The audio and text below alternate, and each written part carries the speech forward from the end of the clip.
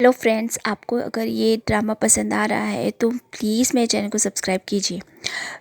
Story वहीं से start होती है जहाँ पर बाई गुई तलवार लेकर खड़ा हुआ होता है। वो यंगनान की बात नहीं सुनता और उससे कहता है कि वो तितली उसे दे दे, लेकिन यंगनान नहीं मानती। वो उसे समझाने की कोशिश करती है तो बाई गुई उस पर तलवार से हमला कर देता है।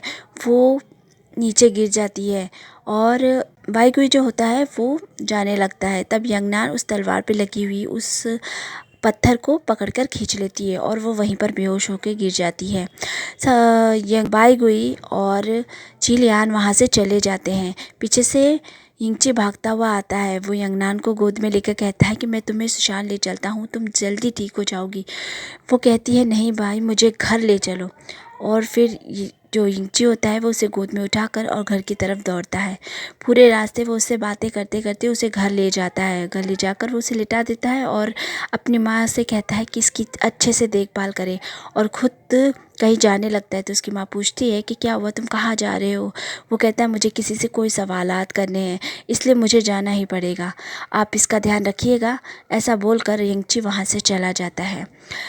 अब दिखाया जाता है बोट में बाई गुई और चिलियान जा रहे होते हैं और चिलियान उसे कहती है कि मेरा साथ देने के लिए शुक्रिया, मगर वो अपना हाथ पीछे सरका लेता है। और यहाँ पर हमारा फ्लैशबैक स्टार्ट होता है। बाई गुई जो होता है ये सारा नाटक कर रहा होता है। बाई गुई अपने मास्टर के कहने पर ये सारे काम कर रहा था।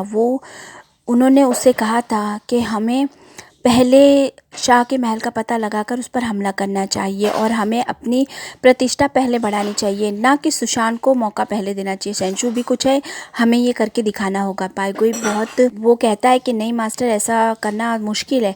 तो वो उसे कहते हैं कि तुम अपने प्यार के लिए सोच रहे होगे, लेकिन प्यार से बढ़कर अभी तुम्हारा फ़र्ज़ है, तो तुम्हें वही निभाना होगा। मास्टर उसके सामने बैठ जाते हैं तो वो बहुत ही दुविधा में फंस जाता है बेचारा, और फिर उनके ही कहने पर हाँ में हाँ मिला ही देता है। अब प्रेजेंट का सीन दिखाते हैं और यहाँ पर बाई गुई सोच रहा होता है कि क्या यंगनान मुझे माफ़ कर देगी। अब सब कुछ खत्म होने के बाद मैं उससे जाकर माफ़ी मांगूंगा। सारे लोग जो होते हैं वो शाह के महल में पहुंच जाते हैं। शाह बहुत गुस्से में होती है और जाकर मास्टर चैंग का गला पकड़ लेती है और वो उनसे कहती है कि तुम्हारी वजह से आज मैं अपने बेटे से नहीं मिल पाई। तो वो कहता है कि मुझे मौका दो, 2 या 3 दिन में मैं तुम्हारा बेटा तुम्हारे पास ही यहाँ ले आऊँगा, लेकिन तुम ही सोचो वो पत्थर आखिर कहाँ गया। तो वो कहती तुम्हें ज़रूर पता है वो पत्थर कहाँ है। तो वो कहता है हाँ मुझे पता है और मैं वो पत्थर तुम्हें ज़रूर दिला दूँगा। वो बोलती है कि ये पत्थर तुम्हें असल में चाहिए किस लिए, तुम इस दुनिया पे राज करना चाहते हो। तो वो कहता है कि नहीं, ये पत्थर मुझे सिर्फ अपनी बीमारी को ठीक करने के लिए चाहिए और कोई वजह नहीं है। सीन जो होता है वो मास्टर्स के सामने होता है और वो ज़बरदस्ती वहाँ अंदर घुस के आ जाता है। तो चैनमाई मास्टर कहते हैं मुझे पता है कि तुम नाराज़ हो। तो वो कहता है कि मुझे बताइए, जब वो पत्थर यहाँ है ही नहीं तो आप रक्षा करने के लिए किसकी कह रहे थे, और आपकी वजह से मेरी बहुत ज़्यादा मुझे तकलीफ़ हुई है, यंगनान को भी चोट लग गई है, सब बताता है। तो मास्टर कहते हैं मुझे पता है तुम्हें अपने लोगों की भी बहुत फ़िक्र हो रही है, लेकिन वो पत्थर है कहीं पर। जब 3 साल पहले ये वाक़या हुआ था तब वो तितलियाँ तो उड़ गई थी, लेकिन उसके साथ ये पत्थर भी गायब हो गया था। मैं कुछ समझ नहीं पाया। हम सब लोगों ने मिलकर ये फ़ैसला किया कि हम किसी को नहीं बताएंगे। अगर हम लोग ये बात सबको बता देते तो हड़कंप मच जाता और सब लोग आपसरी में ही एक दूसरे के दुश्मन बन सकते थे। इस वजह से मैंने ये नहीं बताया। यिंगची उस बात को समझ जाता है और मास्टर से कहता है कि ठीक है, मैं आप लोगों के साथ हूँ और मैं मदद ज़रूर करूँगा। ये कहकर वो वहाँ से चला जाता है। अगले सीन में हमें शाओलन को दिखाया जाता है जिसकी आंखों के ऊपर पट्टियाँ बंधी हुई होती है और वो भी बेहोश होता है। उसके बाबा बाइली कहते हैं कि अब मेरे बेटे की तबीयत कैसी है, आप बताइए मास्टर, ये ठीक तो हो जाएगा ना। तो वो बोलते हैं कि नहीं, वो जहर जो उसकी अंगूठी में था उसकी वजह से इसकी आंखों की रोशनी पे काफ़ी फ़र्क पड़ा है। अगर इसे वक्त पे दवाई नहीं दी गई तो ये अंधा भी हो सकता है। तो 3 से 4 दिन के अंदर हमें उस दवाई का इंतज़ाम करना होगा। बाइलीगुआन मास्टर के सामने बैठकर वो कहता है कि मास्टर प्लीज़ मेरे बच्चे को बचा लीजिए। तो मास्टर कहते हैं ठीक है, मैं कोशिश करूँगा। अगले सीन में शाह को दिखाया जाता है जो कि मास्टर चैंग को एक दवाई देती है और कहती है कि इसे खा लो, इससे तुम्हें काफ़ी आराम मिलेगा। तभी एक लड़की आती है और कहती है कि वो लोग आ गए हैं। अब अगला सीन दिखाते हैं जब बाई गुई वो जो तितली होती है वो शाह को दे रहा होता है। शाह उस तितली को ले लेती है और कहती है कि चिलियान, मुझे यकीन नहीं हो रहा तुम ये भी कर सकती हो। तुमने वो अंगूठी इसे क्यों पहना दी? मुझे इस पर बिल्कुल भरोसा नहीं है। और तुम तो जानती हो ना उसका मतलब क्या है। चिलियान खुश होते हुए कहती है कि हाँ मास्टर, मैं जानती हूँ। तो वो कहती है अगर तुमने इसे वो अंगूठी दी है इसका मतलब है कि तुम इसको चाहती हो, और इसका मतलब है कि तुम दोनों शादी करोगे। तो वो बाइगु इस सोच में पड़ जाता है कि ये क्या बोल रही है, लेकिन वो बेचारा कुछ बोल भी नहीं सकता था वहाँ पर, इसलिए वो हाँ में हाँ ही मिलाता रहता है बस। तब जो शाह होती है वो उन दोनों को पीने के लिए एक पानी देती है। कहती है अगर ये पानी पी लिया तो तुम दोनों एक दूसरे से जुड़ जाओगे, और इसके बाद मैं समझ जाऊंगी कि ये ठीक इंसान है। शाह को अपना यकीन दिलाने के लिए बेचारा बाईगुई कुछ कर भी नहीं सकता था, और उसे वो पानी पीना ही पड़ता है।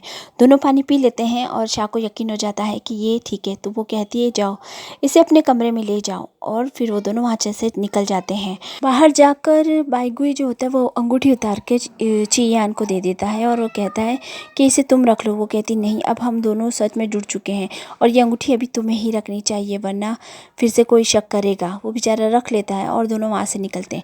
तभी उनके बाजू में से मास्टर चैंग और उनका रक्षक गुजरता है। तभी बाईगुई को कुछ लगता है कि जैसे मैं शायद इसे जानता हूँ। सीन यही कट हो जाता है। अगले सीन में दिखाते हैं कि बाईगुई और चिलियान कमरे में पहुंचते हैं। तब उसकी सहेली कहती है कि देखो तुम्हें तो अपना प्यार ही मिल गया, और वो उन दोनों को उस कमरे में ही छोड़कर वहां से चली जाती है। अब मजबूरी में बाईगुई को चिलियान के कमरे में ही रहना पड़ता है। वो रात में अपने जख्मों को साफ कर रहा होता है और सोच रहा होता है। अगले सीन में दिखाते हैं कि यंगनान बेहोशी की हालत में वही सपना देख रही होती है कि वो जंगल में दौड़ रही है। तभी उसका कोई हाथ पकड़कर उसे बाईगुई की तरफ जाने से रोकता है। तो यंगनान उसे झटक कर वहाँ पर आगे बढ़ती है। तभी बाईगुई उस पर तलवार से वार कर देता है, और सीन बदल जाता है और चारों तरफ आग लगी हुई होती है। यंगनान जख्मी हालत में पड़ी होती है, और वो ये देखती है कि उसकी तरफ बाईगुई दौड़ा आ रहा है। लेकिन तभी वो बदल कर यिंगची में बदल जाता है, और उसे पता चल जाता है कि असल में जो इतने सालों से सोच रही थी वो यिंगची था जिसने उसकी जान बचाई थी। यिंगची वापस आ गया होता है। वो अपनी माँ से कहता है कि इसकी तबीयत कैसी है।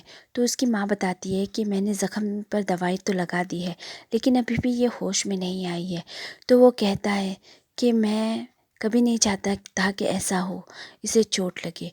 तो इसकी माँ कहती है तुमने ठीक कहा, अगर मैं इसे उस वक्त ही रोक लेती तो ऐसा कभी नहीं होता। रात के बाद सुबह हो जाती है। जी पूरी रात वहीं बैठा हुआ था। इसकी माँ उसके लिए खाना लेकर आती है और कहती है कि अब तुम कुछ खाना खा लो। इंची कहता है कि नहीं, मुझे भूख नहीं है। तो उसकी माँ कहती है मुझे तो लगता है यंगनान ठीक हो जाएगी, लेकिन तुम बीमार हो जाओगे। तो इंची अपनी माँ को बताता है कि वो जो पत्थर था वो गायब हो गया है। तो उसकी माँ बोलती है कि फिर क्या होगा। तो वो बताता है कि मास्टर्स ने ये इस बात सबसे छुपाई है क्योंकि वो नहीं चाहते कि कोई लड़ाई झगड़ा हो जाए। तो उसकी माँ कहती है हाँ तुमने ठीक कहा, यहाँ पर भी किसी को नहीं पता चलना चाहिए। इंची कहता है कि मैं मास्टर से मिलकर उस पत्थर को ढूंढ लूँगा और उसे नष्ट कर दूँगा। तो उसकी माँ कहती है क्या तुम्हारे बदले मैं कर सकती हूँ? तो वो कहता है नहीं, सबको अपना नसीब खुद ही लड़ना पड़ता है, तो आप फिक्र मत कीजिए, मैं ज़रूर कर लूँगा माँ। ये तब जी बोलता है कि शाओलान कैसा है? तो उसकी माँ बताती है कि बड़े बड़े वो वार नहीं सह सकती, वो तो एक बच्चा है। फिर भी वो अपने बाबा को नहीं बताना चाहता कि उसको कितनी तकलीफ़ हो गई है। इस वक्त उसकी आंखों की रोशनी भी कम हो गई है। शाओलान अपने बाबा के सामने खाना बनाने के लिए कहता है कि मैं खाना बना दूंगा, लेकिन उसे चोट लग जाती है। वो अपने बाबा को नहीं बताना चाहता, इसलिए वो उन्हें लकड़ियाँ काटने के लिए कहता है। वो भी कुछ नहीं कहते हैं और जाकर लकड़ियाँ काटने लग जाते हैं। इंची बाहर आकर बैठ जाता है। तभी उसकी माँ आती है और बताती है कि देखो, और चाचा बिल्कुल भी अपने बेटे को परेशान नहीं करना चाहते, इसीलिए वो इस तरह उसके लिए लकड़ियाँ काट रहे हैं, और उसे वो एहसास नहीं दिलाना चाहते कि मेरा बच्चा तकलीफ़ में है। माँ बाप ऐसे ही होते हैं, मार में भी उनका प्यार होता है। इंची समझ जाता है। तो फ्रेंड्स, आज का वीडियो यहीं पे ख़त्म होता है। आपको वीडियो कैसा लगा मुझे कमेंट बॉक्स में ज़रूर बताइएगा, और मेरे चैनल को सब्सक्राइब करना बिल्कुल नहीं भूलना। Bye bye.